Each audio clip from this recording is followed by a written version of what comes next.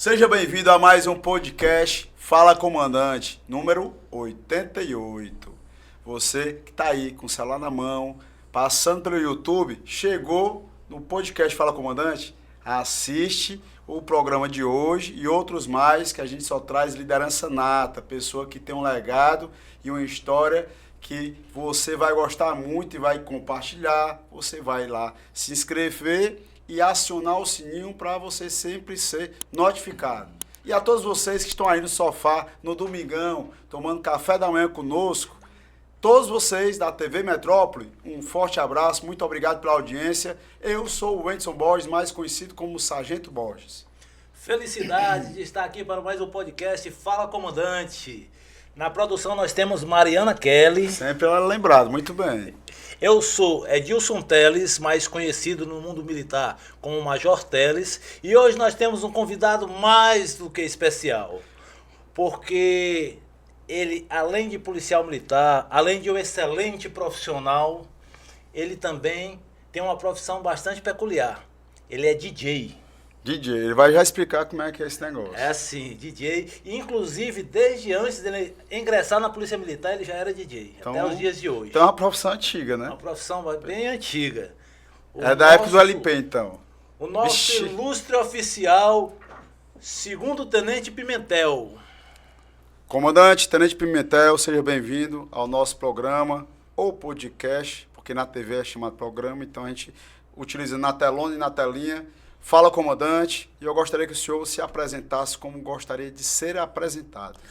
Boa noite à audiência, pessoal da TV Metrópole, equipe técnica desse podcast maravilhoso.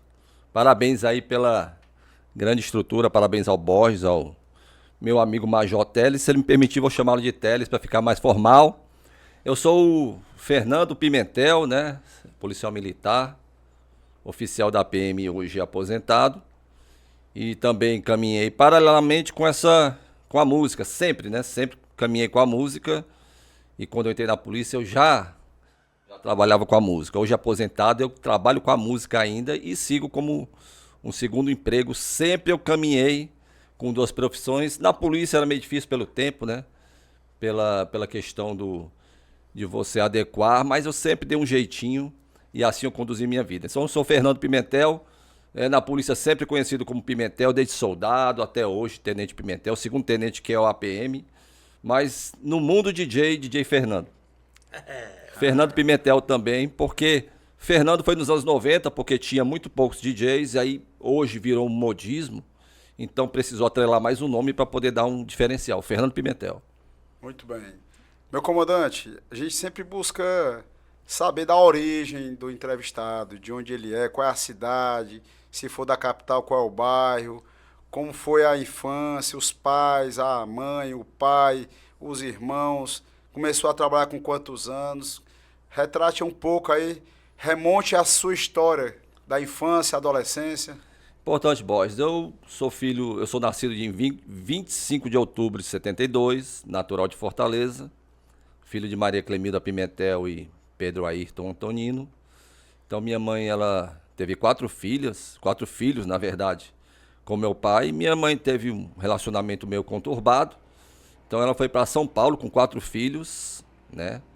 Eu morei em Santo Amaro, em São Paulo, e a minha recordação que eu tenho, assim, que está aí, inclusive, no material que foi fornecido, é a partir dos meus 9 anos, eu tenho lembrança para frente. Então, lá em São Paulo eu convivi, estudei, brinquei, me diverti, fui criança, fui muito feliz como criança. Minha mãe nunca deixou faltar nada para os 4 filhos.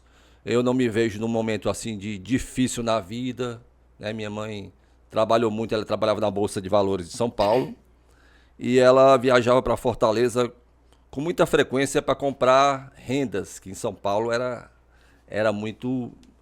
uma febre, ela vendia muito, né? Ela tinha uma clientela muito grande. Então minha mãe ficava Fortaleza, São Paulo, várias vezes por ano, vai e vem, vendia rendas e trabalhava na Bolsa de Valores. Então, numa dessas vindas, ela reencontrou com o antigo namorado antes do meu pai. Mas, rapaz, Olha aí. Como é que são as coisas? Aliás, na verdade, foi a primeira pessoa que ela teve um relacionamento, meu pai veio depois, mas aí voltou aquele amor, né? E nessa situação ela resolveu, com o tempo, vir para Fortaleza. Trouxe os 4 filhos. Cheguei aqui em 1983 e ela em São Paulo, ela construiu uma casa. Nesse trâmite, nesse meio tempo, ela construiu uma casa no Parque Santa Rosa. A gente já veio com um local estabelecido para ficar. E aí ela, convivendo com ele, nasceu a minha irmã Clara, né? Que ela trabalhou no CIOPS muito tempo, ela trabalhou no QCG, Policial terceirizada. Não, ela é civil, terceirizada. Trabalhou na instituição policial militar, creio que por volta de no mínimo 15 anos, entre CIOPS e QCG. E hoje ela trabalha ainda, não no QCG mais, mas num setor que presta serviço, a PM. A Clara, beijo para ela. Então a minha mãe é guerreira, ela deu toda a condição para que os filhos estudassem, né, buscassem um bom caminho. E tem um irmão também que é fuzileiro naval aposentado da Marinha, o Pimentel, todo mundo é Pimentel, o subtenente Pimentel, abraço meu irmão. Tem um irmão também que é subtenente na ativa, o Cleirton, 14939, segunda turma de 92, nós somos da primeira. Nós somos da turma de 20 de janeiro de 92. 1992. E a turma após a nossa veio a segunda turma, né? Que veio, meu irmão ingressou na segunda turma na PMCE de 92. E qual foi o primeiro emprego? Começou ali na adolescência? Pronto, o primeiro emprego, meu irmão Carlos, que é o subtenente Pimentel, fuzileiro aposentado, vibrador, patriota. Ele trabalhou na Itapemirim Turismo, à época uma agência na Barão do Rio Branco. E essa empresa era muito grande, de viagem, mudança de avião, enfim, tinha uma agência dentro da rodoviária, a Itapemirim na Luciano Carneiro e a loja na Barão do Rio Branco. Então ele era o office boy, contínuo, né? Como queira.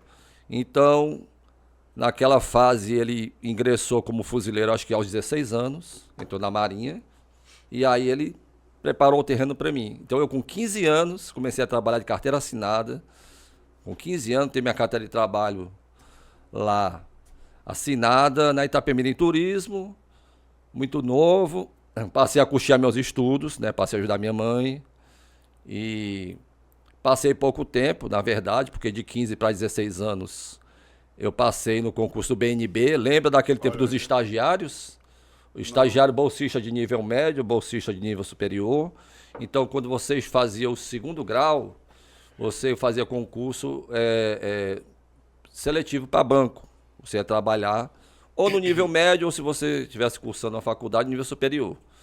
Então, ligaram para Itapemirim, pedindo para falar comigo. O funcionário lá me chamou, fez uma ligação para você, quando eu atendi, era do banco. Aqui é do Banco Nordeste do Brasil, você foi aprovado no concurso e tal. Caramba. Aí aquilo ali, eu era lá o peão, né? Na verdade eu era peão, eu era a pessoa que abria a loja, limpava a vidraça, passava enceradeira no chão, lavava o banheiro, até o café eu fazia com 15 anos, aprendi a fazer tudo. E durante o dia eu resolvia os problemas, entrega de passagem, eu resolvia todos os problemas da empresa. Mas enfim, quando eu dei a notícia tinha passado, o pessoal ficou com os olhos arreganhados, porque às vezes as pessoas pensam que a gente é incapaz, né? Pela função que a gente ocupa. E com 16 anos eu fui trabalhar no Passaré, BNB ali, próximo ao Castelão. Sim. Quando cheguei lá, eu não acreditei. Eu tinha um birô para mim, uma máquina elétrica, um ambiente de trabalho assim. Não existia computador no tempo, era máquina de datilografia elétrica. E aí eu fiquei meio com vergonha e perguntando. Expliquei pro pessoal novo o que é máquina de datilografia. Pronto, porque todo mundo, nos anos 80, todo mundo tinha em casa uma máquina de datilografia. Era aquele tec, tec, tec, trim, aí você... Trá! usava o papel, Botava colocava aqui, aí tudo, aí você ajustava aqui as pontas. Errou, meu filho, você puxava tinha... a folha e começava Aí a não podia errar, aí o dedão era tá embaixo, trec, não é que nem hoje que é só encostar, né? Nessa época, quem tinha um curso de datilografia era meio caminho andado para arranjar um emprego. Então era muito... era essencial que você tivesse conhecimento em datilografia para você arranjar um emprego. Então o banco, o gerente perguntou, você sabe datilografar? Ele perguntou se eu sabia, ele perguntou se eu tinha curso. Sei. Aí eu comecei, trabalhei um bom tempo sem curso. Aí quando chegou uma outra turma, os novatos fizeram a pergunta, o rapaz disse que não, aí eu percebi, não tenho não, pois faz um ofício, aí apresenta ele tinha um curso de datilografia ali na Praça Coração de Jesus, bem na esquina com a Pedro I. Aí um ofício tudo pago pelo banco, pra fazer o curso. Aí meu gerente, eu não tenho curso. Você não tem curso de datilografia? Eu sei datilografar. O senhor perguntou se eu sabia, eu sei, mas não tenho curso. Aí faz o ofício para ele. Aí eu fiz o curso. Máquinas elétricas, né? E da Olivetti. Quando você conclui, você tem um tempo de... Adaptação. Como diz que diz escrivão, você tem um tempo para digitar um texto. Se você não fizer no tempo, não tem pena. Você está reprovado. Mas eu fiz, dá um texto para você, dá um tempo, você tem que ir. Passei, recebi o certificado que eu tenho lá em casa de datilógrafo. Tem até hoje esse certificado. Tem certificado de datilógrafo. Para promoção. Pois é. Então, eu vi, na verdade, o computador surgir no banco, que não existia computador. Quando surgiu, existia o DEPIN, que era o Departamento de Informática. Como eu era o melhor, eu era mais antigo, coloca o Fernando lá pro DEPIN para fazer o curso. E aí eu aprendi, não tinha o Windows, era o sistema MS-DOS, que você entrava C2 pontos, barra invertida, bababá, um código para entrar no sistema operacional, não tinha Windows. Tela preta ainda. Tela preta, mas aí eu fui aprender o que era o Ctrl-C, o Ctrl-V, centralizar. E a impressora? A impressora tinha também. Era especial. É isso. Meu furado dos dois lados aqui, ó. Mas, enfim, foi um avanço muito grande para quem trabalhava com uma máquina elétrica, que já era uma coisa moderna, foi para o computador. Você podia recortar, jogar de baixo para cima, de cima para o meio. Maravilha. Mas aí veio o nosso querido, ilustríssimo presidente Fernando Collor de Mello. Quando assumiu, aconteceu esses problemas no país, ele fechou várias agências, ocorreu demissões. E nessa eu saí, né? Do banco. Tinha quantos anos, né?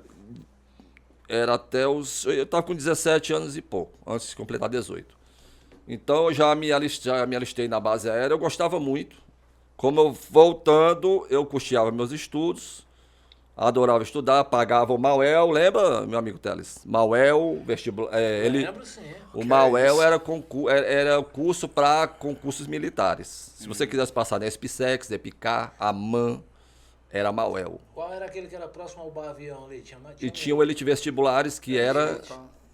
E tinha o Elite Vestibulares, que era outro curso renomado. Então eu fiz todos, eu estudava muito. Mas eu me alistei para a base aérea, eu achava muito bonito o fardamento da base, eu achava bonito. Naquele tempo a carreira militar era muito cobiçada, né? Sargento do Exército, aquela coisa toda, todo jovem queria ser.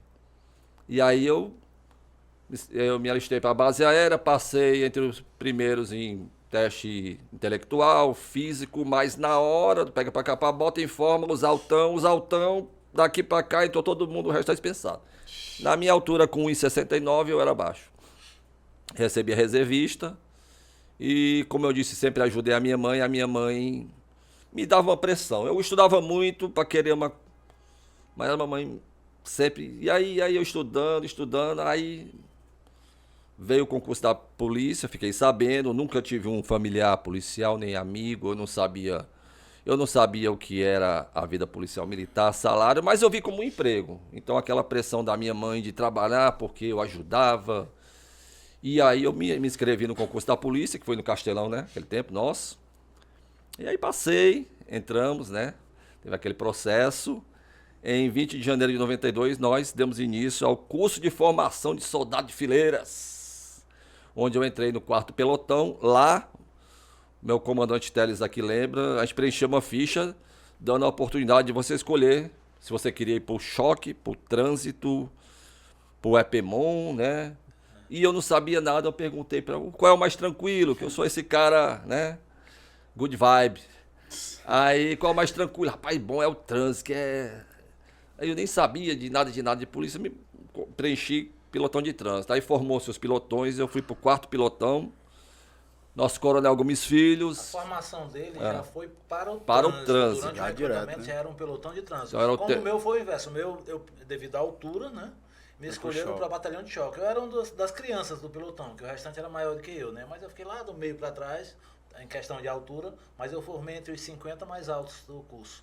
E fui do pelotão de choque. Minha formação era batalhão de choque na época. Existia, na nossa época, os únicos especialistas eram esses dois pelotões, né? Um era trânsito e o outro era choque. Então você tinha que ter mais ou menos um perfil, né? No caso dele, perfil de postura, de porte físico. Então, uma pessoa baixa, uma pessoa magra, jamais iria para o batalhão de choque. Mas, enfim, formou-se os pilotões, e aí o tenente Gomes Filho, hoje coronel, também aposentado, meus cumprimentos militares, pessoa sensacional, de ótimo caráter, grande oficial, e também era aspirante Arthur Nani, nunca mais ouvi depois do recrutamento. Tá na Serra da Ibiapaba. Nunca mais ouvi depois do recrutamento.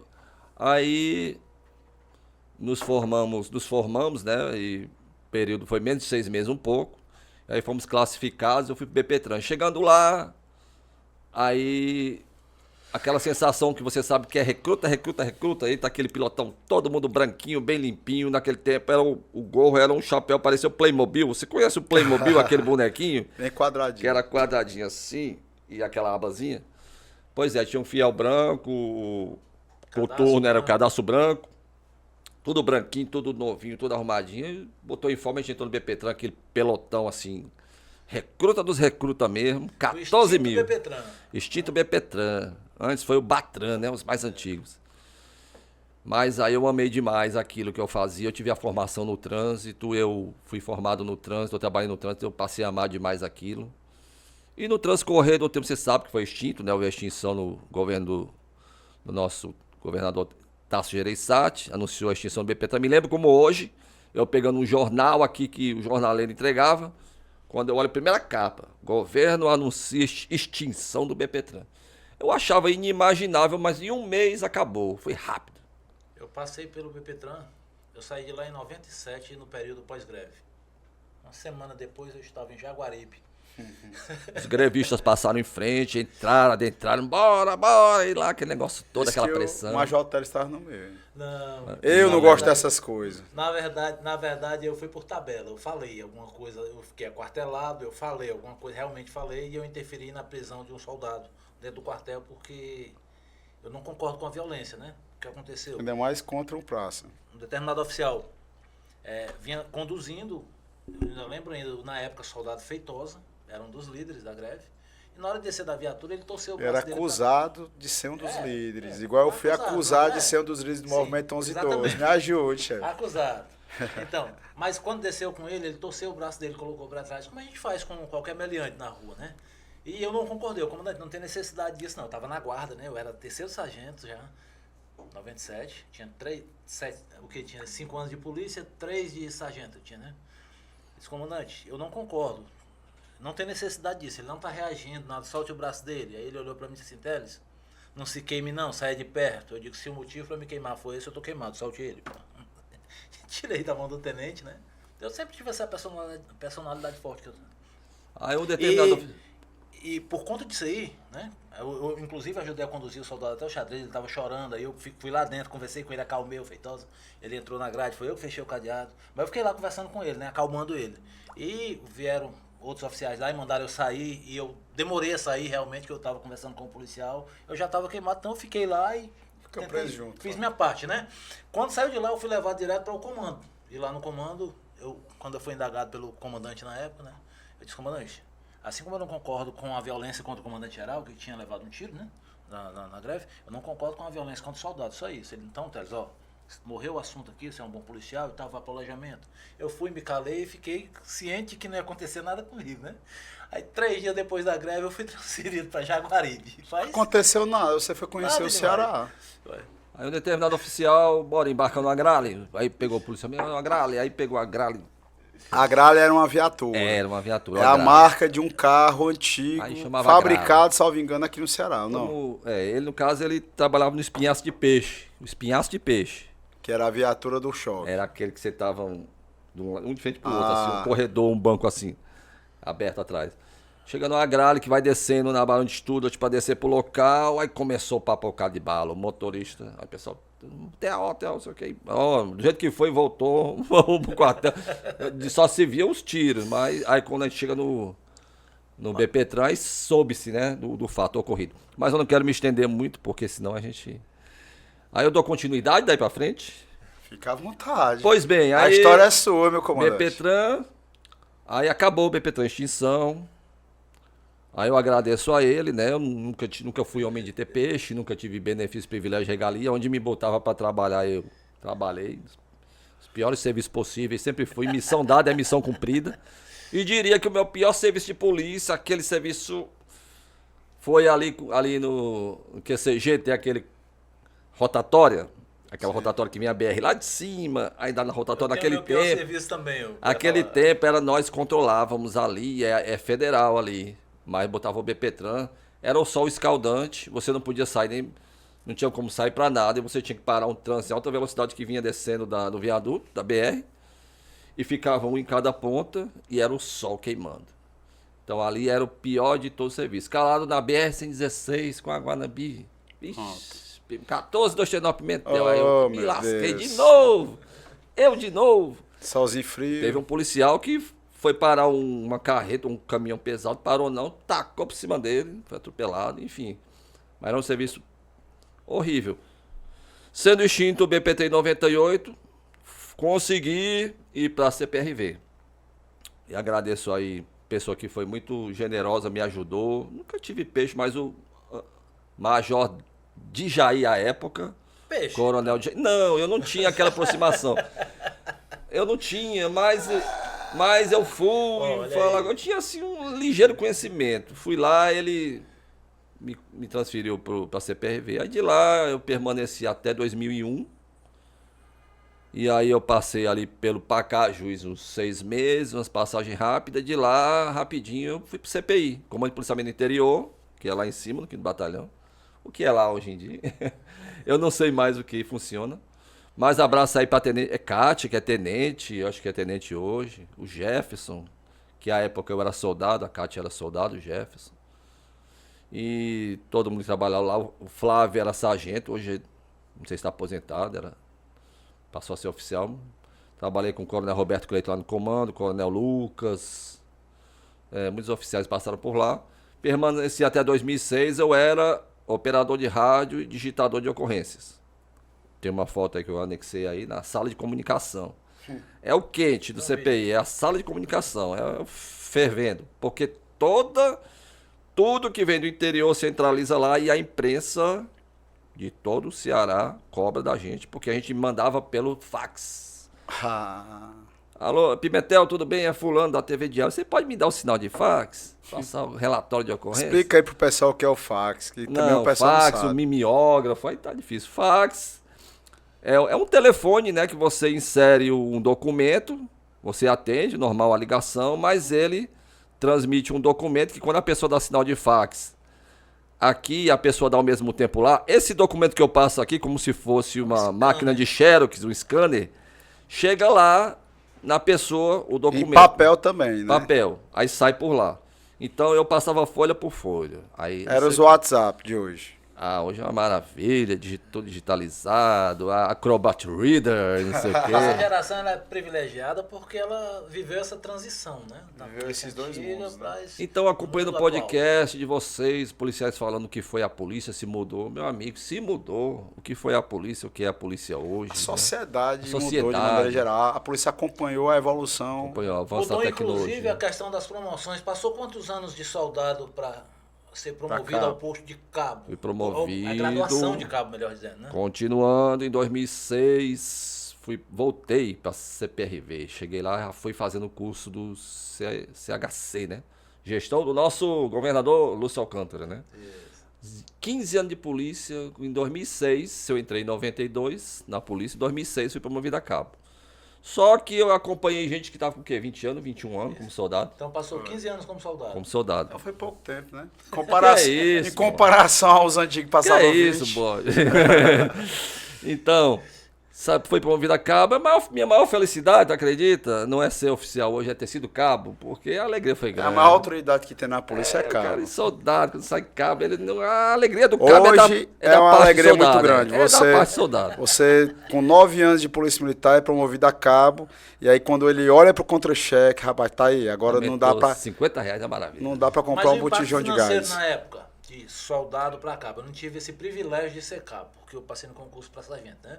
Mas, assim, o impacto financeiro na época... Era significativo? Significativo, quando você saía de Ou era do mesmo jeito de hoje, desmoralizado? Será que eu respondo? Tem que responder. Eu acabei de dizer que atualmente é Eu nem me desmoralizado. lembro, né? Era tão Eu sou da ativa, o senhor tá na Era tão reserva. irrisório que eu nem me lembro desse... Então era semelhante ao que Eu é hoje. sei que eu ganhei duas fitas, né? Eu só me lembro que era bom as fitinhas. Ganhou o poder Não, que de é ser isso. cabo. Não, o, Não, cara, eu o nunca- cabo, ele consegue, ele tem poder sobre mais da metade da instituição. Porque o grupo de- Mas a questão, Borges, é que no nosso tempo a gente foi muito bem formado na questão da hierarquia e disciplina, né? Então, como a gente respeitava o soldado mais antigo, quando eu via um soldado antigo eu me tremia todinho. Ixi, mano. Era recruta, eu via um soldado, eu me enquadrava. Já comentei em outras entrevistas aqui a questão da formação atual e a anterior, né? Nós éramos muito militares naquela época, né? Hoje, Muito. a formação, ela deixa a desejar a questão do militarismo, Muito respeito. mas a formação da AESP, ela tem muito conteúdo para o dia a dia do profissional. E só voltando atrás, eu tinha falado que o primeiro a participar do nosso podcast tinha sido o Coronel Barreto, ele foi o segundo. O primeiro foi o Coronel Alexandre Dávila, que foi comandante-geral da Polícia Militar. E em razão do tema que você trouxe, o senhor trouxe, ele disse que a Polícia Militar tem que ser mais polícia e menos militar. Ele mesmo falou. E particularmente, trazendo um pouco da minha história, porque eu também não sou tão moderno, né? Eu tenho 24 anos de Polícia Militar, então peguei parte da história que o senhor relatou aqui. A nossa formação foi extremamente arcaica à época e, obviamente, você tem que avaliar o local, os monitores, né, os instrutores, o coordenador, mas especificamente no nosso, foram 7 meses em que nós não adquirimos um conteúdo relevante para ir para a rua. Foi muito mais cadeia, faxina, estresse, revolta, para descontar no povo quando sair do curso de formação. Fazer uma pergunta Peia no interessante, fazer uma pergunta interessante a ele. Treinamento de tiros durante o curso de soldado, quantos tiros? Eu paguei, antes de responder ele, eu paguei isso aí que ele está dizendo com o IPM, o único da minha vida policial militar. Porque eu cometi um disparo acidental por não saber manusear uma pistola. Nunca dei um tiro. Entregaram, toma. Não teve, era faxina, como você disse. E outra, a faxina, você tinha que fazer de que maneira? Você tinha que pegar um galho de uma árvore, Se quebrar, virar, que não tinha nem e vassoura. tirar as folhas e pegar o galho e varrer com o Tinha um galho. pé de Benjamin na frente do colégio da polícia, que hoje, antigamente era o Cefap, né? A gente quebrava os galhos, juntava, fazia uma vassoura de galhos, né? E ia varrer por baixo ali, juntar as Não folhas. teve curso de tiro, Tinha me formei vassoura, não. soldado, não teve mais nada. Na verdade, a O gente meu não... foi ainda de 20 tiros. Eu era do né? choque, eu dei 5 tiros. A gente não usava colete, a gente usava um revólver, né? Um revólverzinho era 5 tiros, era 7, nem lembro. Mas Canela não usava seca. colete. Mas naquele tempo a expressão do antigo dizia assim, a polícia tinha moral, né? Essa expressão que não é minha mais, mas enfim. Eu não me recordo que houvesse trabalho assim, que existia, né? Aqueles desordeiros e tudo, mas a polícia Não era trabalhava tão de uma maneira. tão violento Não, como a era hoje. cidade não tinha essa violência e a polícia resolvia da sua maneira, né? E resolvia, não tinha uma influência da mídia, não tinha a sociedade, ela era parceira amiga da polícia, todo mundo gostava da polícia. Aí, pegando o gancho de podcasts anteriores, o soldado ganhava menos que um motorista de ônibus, né? Ganhava pouco. Aí falava a polícia tinha moral, tinha, mas a sociedade gostava muito da polícia. A polícia estava na comunidade através de uma cabine, 12/24, 12/48, dentro de uma praça, amigo de todo mundo. Tava na beira-mar, aquelas cabines intercaladas de quantos em quantos metros, tinha uma cabine com 2 homens, 24 horas. O cara tirava o turno C, de 7 da noite, 7 da manhã, ali na beira-mar. Era cruel, mas a polícia, ela tinha aquele contato muito próximo naquele tempo. Hoje a polícia ela é mais distante, né? Eu sinto que a polícia é mais distante pela questão de que executa o POG, passa na viatura. Hoje obedece cartão-programa, hoje você tem um papel de ficar assim meio estagnado, você não tem mais aquela liberdade de estar ali interagindo, conhecer o comerciante, conhecer as pessoas, né? Então, quebrou muito. Eu sempre digo que essa aproximação polícia-sociedade, ela é benéfica no sentido de você ter informação. Ninguém trabalha, a polícia não consegue trabalhar sem informação. E a melhor fonte de informação é a própria comunidade, a sociedade. Então, quando a gente tinha aquele policiamento, onde você tinha contato com a sociedade, você entrava ali, conversava com o comerciante, você conversava com o cidadão ali de dentro da favela. Hoje nem sequer pode. Hoje muitas vezes tem algumas comunidades aí, se for avistado um morador batendo papo com viatura, quando sai de lá, alguém vai lá e dá uma pressão nele e não pode mais. Na nossa época a gente tinha essa aproximação e a gente conseguia informações que quando ocorria um crime ali, um assalto, um homicídio, seja o que fosse, minutos depois você já tinha informação até de onde era a namorada daquele bandido, onde era a avó, a madrinha. Você ia buscar ele onde ele estivesse, porque a população ajudava. Existia aquela parceria que não existe mais. Então a polícia hoje está meio engessada, sabe? A gente que é antigo, a gente se amolda, né? A gente teve uma formação assim muito rígida. O que eu passei, eu não me senti humilhado, muito embora a interpretação fosse humilhação, você ser pisado, você ser... bora, seu mucureba, aquela coisa toda, e grita e tal. Isso não curte formação. Mas a formação, aquilo ali, eu achava, eu levava na esportiva.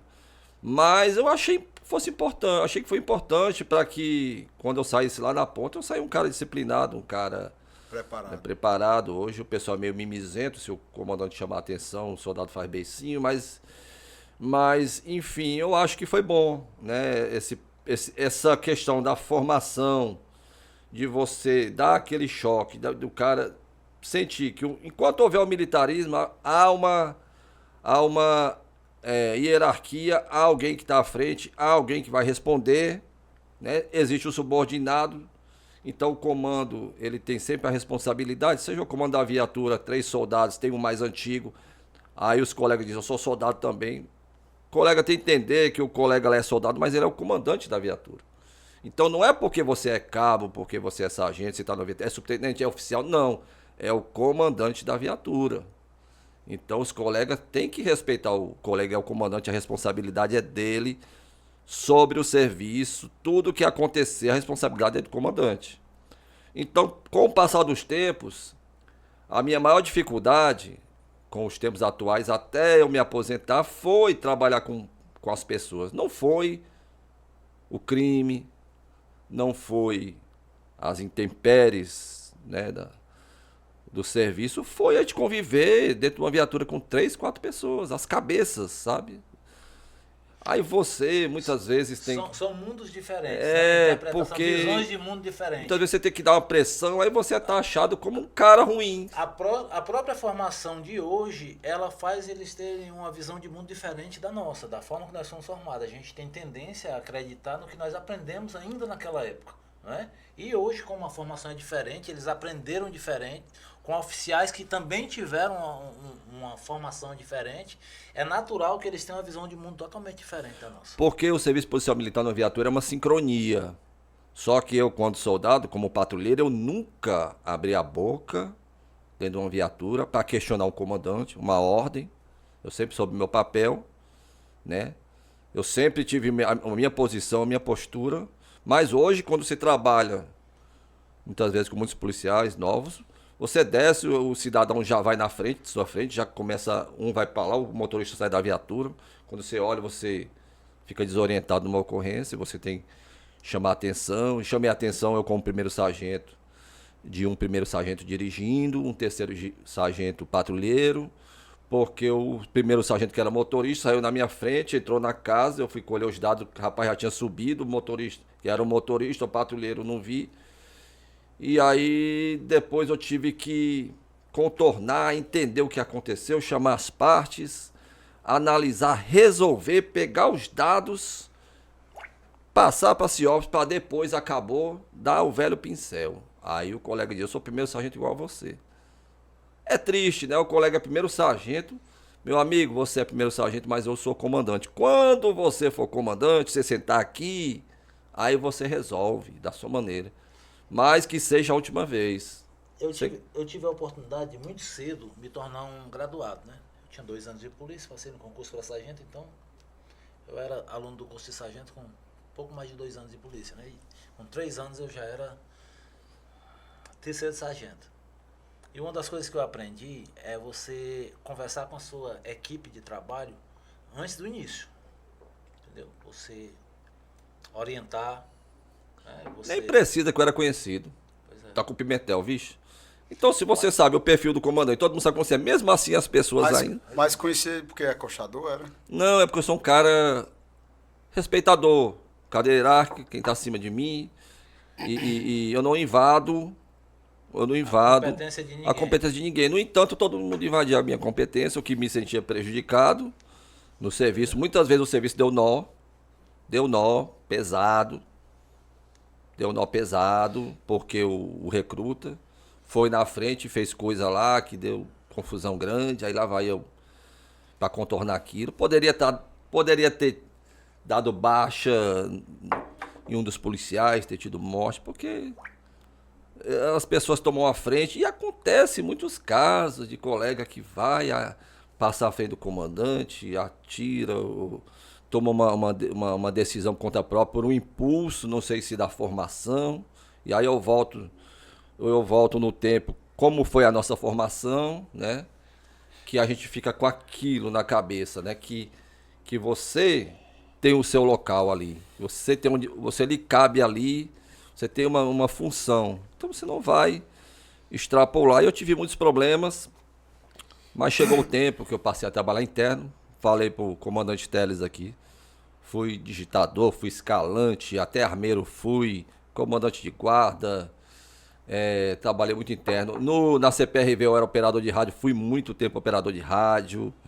Quando eu saí da CPRV. Tivemos a oportunidade de trabalhar no 21º Batalhão, né? Ah, maravilha. O tempo que eu passei no 21º Batalhão foram 2 oportunidades. Eu passei muito tempo, saí de lá como primeiro sargento, voltei para BPRE.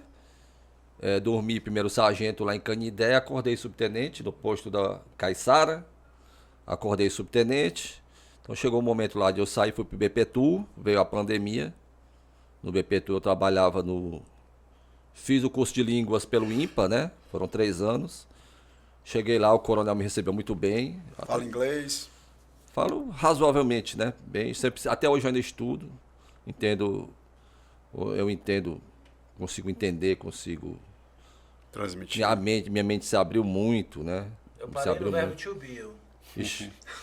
Aí o coronel BPTU conversou comigo, entra aí no gabinete dele e tal, você quer trabalhar onde? Aí, coronel, eu gostaria de trabalhar no aeroporto, lá no GPM. Mas lá o policial, a gente exige no mínimo que ele conheça algum idioma. Coronel, eu tenho um certificado. Esse certificado, quando eu apresentei para a polícia, meus assentamentos, ele teve mais pontuação do que o curso superior. O curso de línguas. Olha só. Foram muito. Recomendo a você, faça um curso de línguas na UES. 3 anos e meio, mas carga horária bem extensa. Aí eu trabalhei no BPTU, resolvi lá questões, tendo que se comunicar naquele inglês meio com a ocorrência lá, mas veio a pandemia. Foi muito complicado, porque para todo mundo o foco do vírus está no aeroporto. É quem chega, quem entra, quem sai. Mas eu acho que durante a pandemia, muitos colegas, perdemos muitos amigos. Nossa, quantos amigos a gente perdeu? Aquela tensão, aquele clima, será que eu vou ser o próximo, né? Nós estávamos expostos, ao mesmo tempo que a grande mídia dizia fica em casa, a gente estava na rua, né? Estava na rua e aquele medo, lavava tanto as mãos e virou aquela psicose, lava a mão, mas... Você não sabia, né? Causou um problema psicológico numa boa parte da tropa, porque você, naquele momento onde a incerteza era muito grande de como se contaminar, de como evitar, de repente, como você mesmo falou, quando se orientava as pessoas a ficarem em casa, nós éramos obrigados a trabalhar. Entendeu? Então, e a gente perdendo alguns colegas, como na época do BPRE, morreu lá uns 2 colegas, o subtenente Lima. Trabalhei com ele. E o Ivan, né? Ivan, trabalhei com ele. Pronto, morreram naquela época. O Lima, eu peguei convite dele. Ele teve, salvo engano, na sexta-feira, estava no corredor, passei, peguei na mão dele, falei com ele, peguei Covid. E ele, ao mesmo tempo, quando ele alarmou que estava com Covid, ele faleceu e graças a Deus eu consegui escapar, né? Passei mal e escapei. Mas foi tudo no mesmo período dele. Provavelmente eu peguei dele, que eu falei com ele no corredor lá. A vida é uma dádiva de Deus quando a gente nasce, mas a pandemia, você ter sobrevivido, hoje a gente está contando história, sendo policial militar, além da violência do dia a dia, do risco que você corre, quando você sai de casa, quando você atende uma ocorrência, por mais simples que ela pareça, mas a ocorrência mais simples, ela pode ser a ocorrência que vai te causar morte, porque não existe ocorrência simples, não existe ocorrência que você olhe lá no TMD, chegou a ocorrência aqui do CIOPS, é um som, é uma briga de vizinho, alguma coisa, mas aí você tem que encarar que toda ocorrência você tem que ter o cuidado, você tem que chegar no local, estudar a situação, interpretar, entender e tem que ter o cuidado. Então nós hoje estarmos aqui vivos, aposentado, o Major Teles, eu hoje como segundo tenente, é uma dádiva de Deus, é um presente, né? Eu considero a gente felizardos porque perdemos nessa trajetória muitos amigos por conta do enfrentamento da criminalidade, causas diversas, amigos que se vão, e a gente chegou aqui, mas gratidão a Deus em primeiro lugar, né?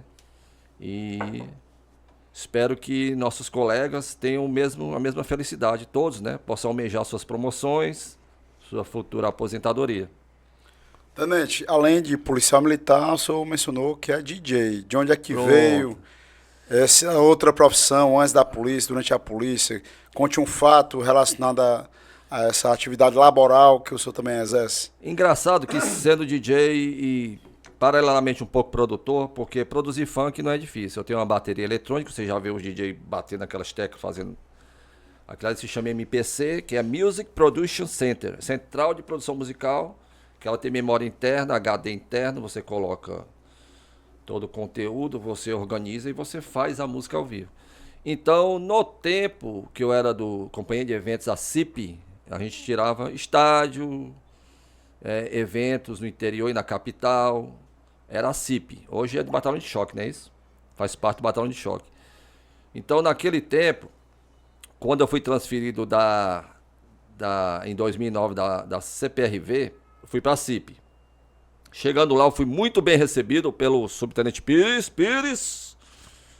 Hoje Major no Pires, colégio, Da né? seguinte forma: em casa. Agora tá em casa. seja bem-vindo ao inferno. Aí eu cheguei lá e arrudiei aquele caixão. Onde é essa CIP? Rudiei, né? Um quartelzinho lá atrás. Pense numa caminhada, naquele sol. Aí eu chego lá, Pires olha pra mim, seja bem-vindo ao inferno. Aí eu, me ajude, Pires.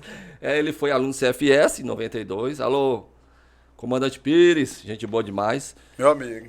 Então, ele criou uma frase, ele criou uma frasezinha que dessa frase eu fiz um rap. Eu bolei um rap. E eu gravei um rap e esse rap virou sucesso na polícia. Lembra? Rap da CIP. Lembra aí ainda da letra? Eu tenho a música lá em casa, eu fiz a letra, Pois fiz a produção. dê uma palhinha agora. Agora aí. o MC que gravou é o MC que canta as músicas do Fortaleza. Né? Quem Massa. canta as músicas do Fortaleza do Ceará são dois, MC Sacana e o MC Gordinho, que hoje ele é pastor, é da igreja. Mas o MC Gordinho era a principal voz do funk. E o MC Bacana, eu fui DJ de baile funk, tomando circuito, agito jovem. Comandante aqui andou muito na Zé Bastos, talvez. Fechei muito, Quem, Gigantão, não, pelo mas Batalhão de não, Choque. mas não veja pelo lado do tempo ruim. Teve o tempo bom, que as festas são de 88, 89 e foi até 2006. Então houve as fases de mudança na formatação da festa. Existia um preconceito muito grande naquela época com o DJ, com o funk. Existia, quando eu era soldado, que eu parei numa festa, eu fui reconhecido por um oficial. Ele, quando eu desci, você que é o DJ, aí mandou os policiais dar uma geral no meu carro. Caramba. Desci, eu tinha um Chevetezinho aprumado, vidro fumê, usaram de magnésio. Aí quando eu desci, vi aquele policiamento, era o Memphis Clube, do Antônio Memphis Bezerra. Eu não ia tocar, mas meus colegas eram... Eu ia, quando eu não estava tocando, eu ia ver, ficava Prestigiar os entrosado, amigos. né? Quando ele me viu, lá veio o policiamento, o tenente olhou pra mim, olhou, conheceu, né? Aí tinha a discriminação, né? Você que é o DJ, aí o que o senhor entende interpreta pra ser DJ. Aí ele parece que não gostou muito, né? Tá armado? Então não, senhor, mas se eu tivesse, é um direito meu de estar armado. Também não gostou muito, dá uma geral no carro dele. Aí os policiais entraram, abriu a porta para um lado, porta-mala. Aí olhou. Comandante, certo? Aí quando passou, aí eu fui conversar com os policiais. Rapaz, eu tô todo constrangido aqui, mas mandou, não tem problema não. Constrangido aqui para um negócio desse. Mas tinha discriminação, como você falou. O rap da CIP, aí eu fiz o rap baseado nas iniciais CIPE. CIP. Como foi?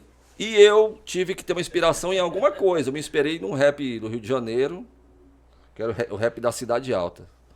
O rap da cidade é você de conceito e de igualdade, não sei o que, a de amizade, de disposição, é de especialidade, alta é altamente para justiça e liberdade. Então eu peguei essa melodia, porque C de competência e de inteligência, o P é de polícia e o E de evidência.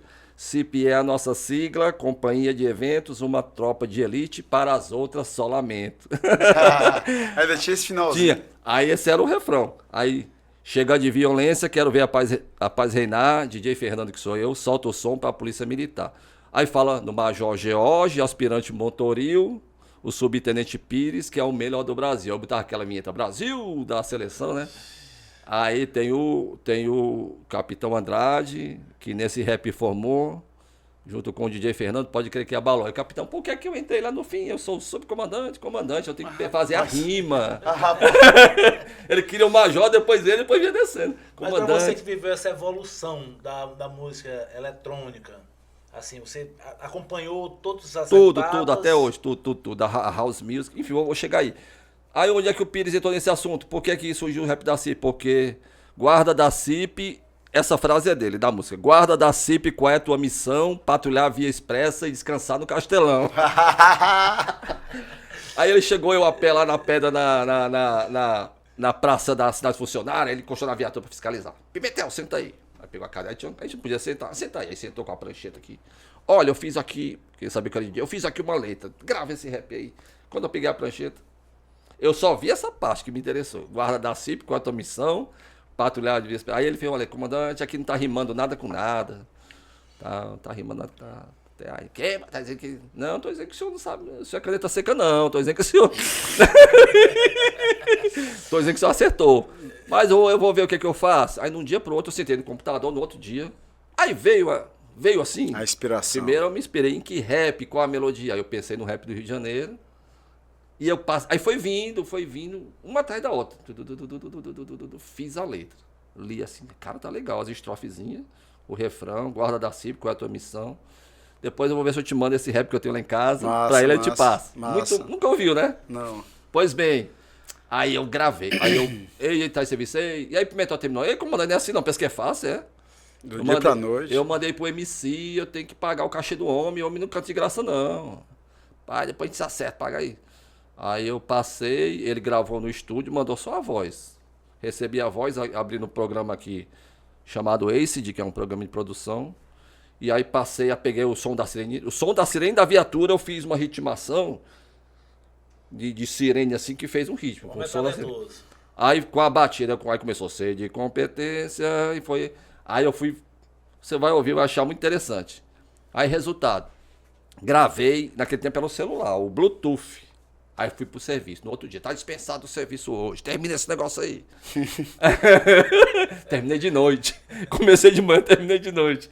Aí no outro dia eu fui pro serviço, cadê? Liga o Bluetooth aí, sob Pires. Quando eu passei, que ele ouviu, aí ele botou, nossa, cara, tá muito massa. Ele foi bater na casa do Major George, pra mostrar. Essa música foi batendo no comando geral, pra mostrar, todo mundo ficou doido. Aí o nosso ilustríssimo comandante do raio, o coronel Márcio, que era o Major Márcio, me ligou. Ei, Pimentel. Faz um pro raio aí. Aí eu já fiquei com a cabeça quente desse. Todo o processo. Comandante, é porque não é assim também, MC, não tinha que falar direito com o homem, né? Senão ia bater lá no... Ia bater onde ele foi bater, lá no interior. No Jati. Lá no Jati. Comandante, é porque assim, eu dependo de... Não é só por mim, depende de muitos fatores. Aí eu não fiz o rap pro raio. Mas, e lá no rap fala, agora o Choque, o Bop e até mesmo o Cotan, tem o Raio e a SWAT que viraram nossos fãs. Eles ficaram putos. Porque a CIP eu colocava ela num patamar Mais alto. de excelência dentro da polícia. Então a letra, ela dava aquela... E aí falava na modalidade, na Raul Barbosa, falava no serviço.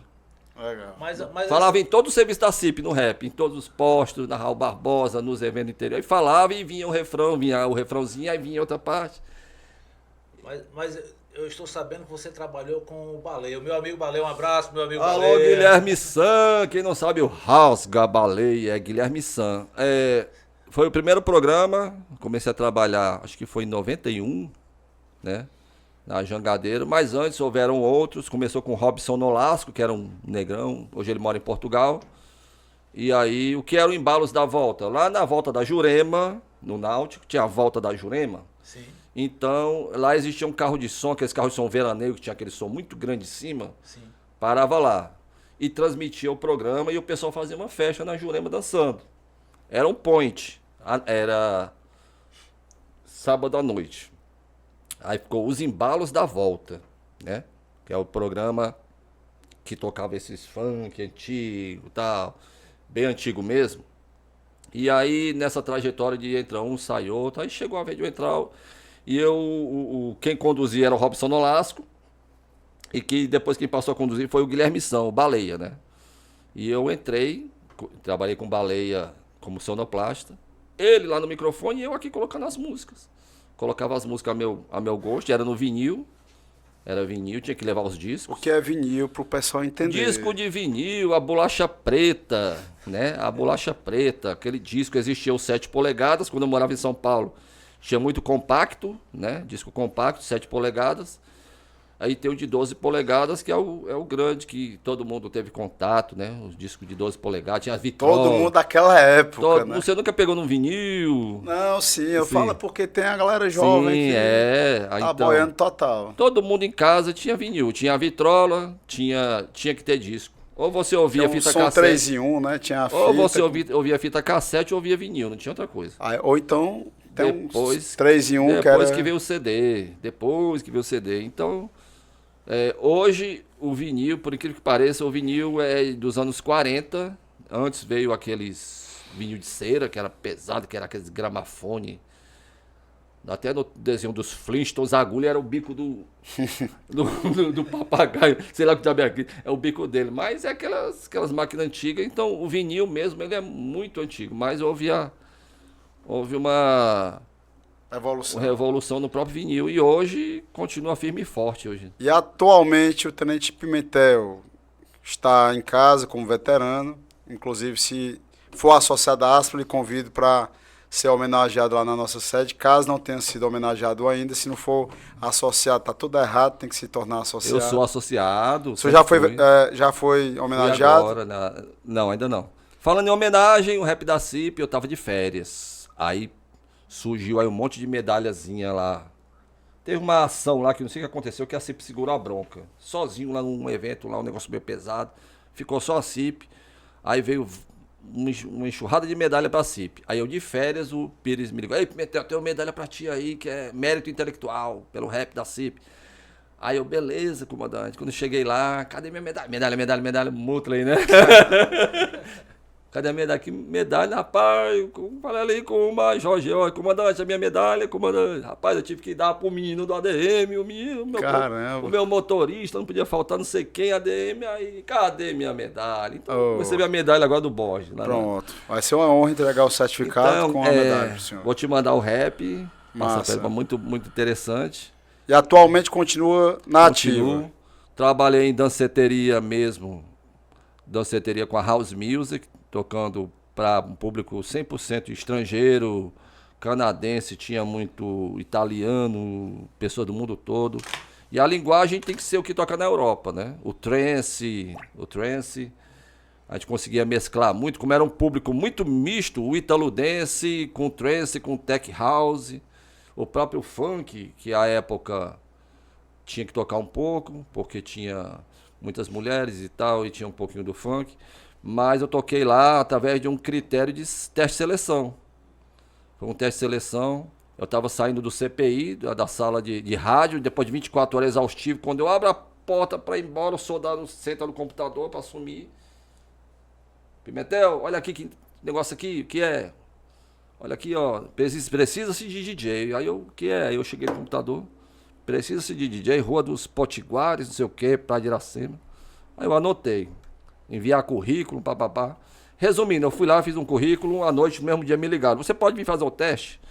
Aqui, aí eu não esperava, já estava deitado. Não, eu não estou preparado não, pode ser amanhã, amanhã pode. Aí eu fui lá, tinha muitos, os carazinhos, os caras, aquele playboyzinho, aquele... Porque ser DJ hoje é uma coisa atrativa, né? Hoje é uma coisa atrativa, então... Os caras, né, boa pinta e tal, cabelo no gel, bem vestido e tal. Aí tinha a cabine do DJ, o equipamento lá dentro. Aí você ia ter que passar por um teste de seleção, 30 minutos tocando para cada um. Antes veio a entrevista com o gerente.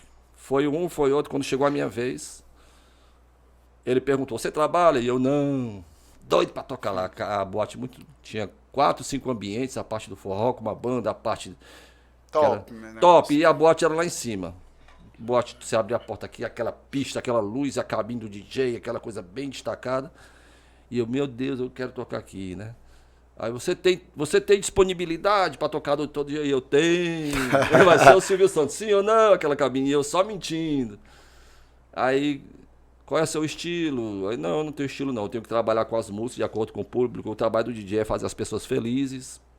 Então eu tenho que trabalhar com as músicas e procurar agradar, porque a pessoa feliz vai consumir, vai beber, vai dar lucro para casa. Então ele gostou muito da minha conversa, mas sempre batendo na tecla. Você tem disponibilidade? Você trabalha? Não. Você faz o quê? Não, eu sou DJ. Era policial militar. Mas enfim. Vamos pro teste, 30 minutos na cabine, 30 minutos para cada. Começou a tocar um, vai o outro, vai o outro, vai o outro. Eu analisando pelo meu olhar clínico, meus ouvidos clínicos, né? E você aí tocando house... Um house desconhecido, sem graça. Aí foi. Teve um lá que foi bom, esse aí foi bom, mas para me ser melhor que ele, eu tenho que. Já estava estudando a minha maneira de ser melhor que o cara. E assim eu fiz, quando foi minha vez, eu botei em prática lá. Particularmente dei um show e obtive simplesmente todas as notas da comissão julgadora. Foi para mim, ninguém ganhou uma nota. É ele. Fodão, é rapazão. Você, pronto. Vamos assinar aqui o contrato. Aí eu... meu gerente, eu tenho um negócio para dizer pro senhor, que é pegar a carteira da polícia. Eu sou policial militar. Aí ele tomou na cabeça, rapaz. Mas ele me gostou muito, né, da entrevista, me vê tocando. Tá bom, como é que você pode tocar então? Eu trabalho um dia, folgo 2. 24h48, né? Pois tá bom, você vai ser diarista, porque lá era carteira assinada. Mas eu ganhei dinheiro lá, Borges. Era bem pago. Tempo bom. Turista dava gorjeta, dava assim, bebia e dava dinheiro assim. E lá tinha também, dava dinheiro assim. O turista, ele tem uma cultura de dar dinheiro. Tinha, né? Porque agora sumiu o turismo, né? Acabou. Ele dava R$50 naquele tempo, era de 50 para cima. Naquele tempo. Chegava na vale cabine, hoje 100 contos. Chegava na cabine, puxa, porque lá na boate ele já trocava o euro, o dólar, lá mesmo tinha um câmbio, trocava lá e já enchia o bolso de dinheiro. E ele ficava procurando o que gastar. Eu falava, me dê, papai. Molezinha. Então, Tenente, você viveu essa. Com licença. Você viveu essa transição do funk, né? Do DJ antigo, discriminado, para hoje que eles são superstar. Né? Hoje o DJ hoje, você encontra alguns milionários, né? Trabalhando nessa atividade. Não, hoje é fake, né? Hoje tudo é fake. Mas é um fake trabalhado, que tem uma equipe sucesso, por trás, tem um investimento, mas não toca. Não toca, a Loki não toca, não sabe tocar. É uma equipe, é um marketing. Então, antes do Alok, teve Jesus Luiz, porque era um garoto de programa, namorou com a Madonna. A Madonna bota uma nota lá. Procuro emprego pro meu namorado, de coisa assim. O Jesus Luiz se tornou modelo sem ser modelo. Ele era garoto de programa, conheceu ela no carnaval no Rio. Gostou dos olhão dele verde. E aí ele se tornou modelo, se tornou ator na Globo, fez lá um papel lá insignificante. Como DJ, ele se lançou como DJ, anunciou um CD remix da Madonna, que não foi ele que produziu. Então ele passou um bom tempo ganhando dinheiro numa coisa que não era. Só no marketing. Aí depois dele surgiu vários e hoje continua. E hoje o pau que rola é o fake, né? Porque o trabalho do DJ ele é muito difícil. Eu dei curso para DJ pela prefeitura no Cuca da Barra. Dei curso. E dei curso no Cuca do Mondubim, curso DJ. E dei curso no Dragão do Mar, Porto Iracema das Artes, na gestão do governador Cid Gomes. Sala muito bem estruturada, com projetor. Agora o equipamento não tinha, eu loquei o meu mesmo, né? Uma mesa cheia de equipamento. Uma sala com 26 alunos. Tenho aí uma foto com o Cid Gomes. Cid Gomes, quando entrou na sala, lá pelo fundo, quando eu olhei, aí veio aquele instinto policial militar. Um monte de civil, alunos, jovens. Atenção à sala. Mas não saiu. Aí eu olhei assim, o Cid Gomes, quando abriu aquela porta, entrou de uma vez câmera, aquele clarão de filmagem. Aí muita gente. Aí ele entrou, aí eu, atenção à sala, o pessoal virou assim. Aí eu, senhor governador, satisfação tê-lo aqui. Meu nome é Fernando. Aí como é que tá o curso aí? Tá bom, governador, agradecemos aí. Foi o curso mais requisitado. Tem muito curso, mas o curso que fechou, que bombou foi DJ. Massa. Sempre. Aí ele foi lá pra frente, foi pro equipamento, botou a mão, fez ali uma brincadeira lá, como DJ também. Mas eu gostei muito do Cid Gomes, não sei, todo político pode ter seus prós e contras, mas eu gostei dele, como ele implantou o Honda, aquelas viaturas Hilux. E ele é bem educado, eu tive com ele em Brasília gostei. uma vez, ele é bem simpático. Nenhum político vai ser 100%. A gente quer melhoria salarial, a gente quer promoção, né? Mas tem que ter a condição também do equipamento, da viatura, uma série de fatores. Mas a solução tá vindo aí, a solução tá vindo aí. Olha só. Coisa melhorando. Meu comandante, foi uma satisfação, um prazer percorrer por toda a sua história na Polícia Militar, paralelo a isso também, a sua profissão de DJ, professor também. Professor. Foi muito bacana.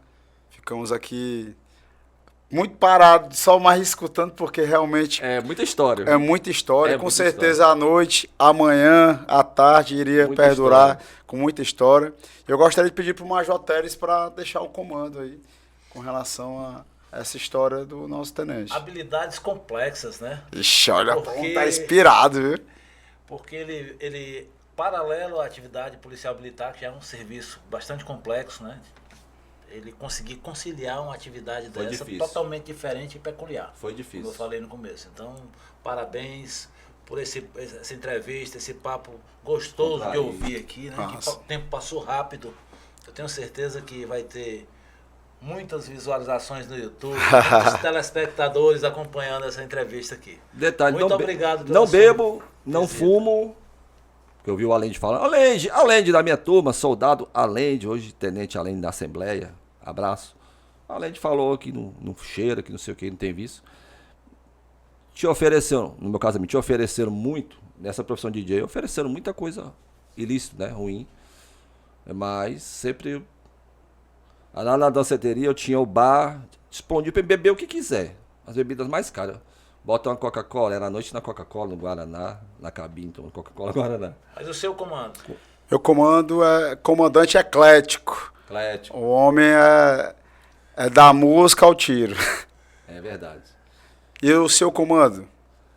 Entendendo que o nosso comando aqui é baseado na sua história, de forma bem objetiva. Agora o seu comando pode ser aberto, em geral. Meu comando é persevere, fé em Deus, acredite. Acredite em você. Acredite em você, independente das dificuldades. Você será um vencedor.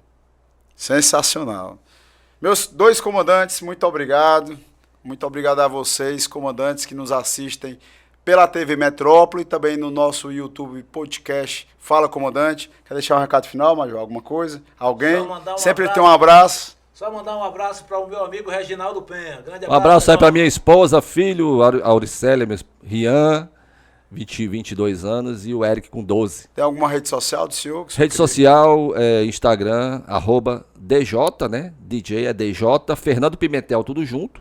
Meu canal no YouTube, que eu toco ao vivo, é Vinil DJ Mania, tudo junto. Vinil DJ Mania. Recebo os melhores DJs de Fortaleza do Brasil para podcast, tocando ao vivo também.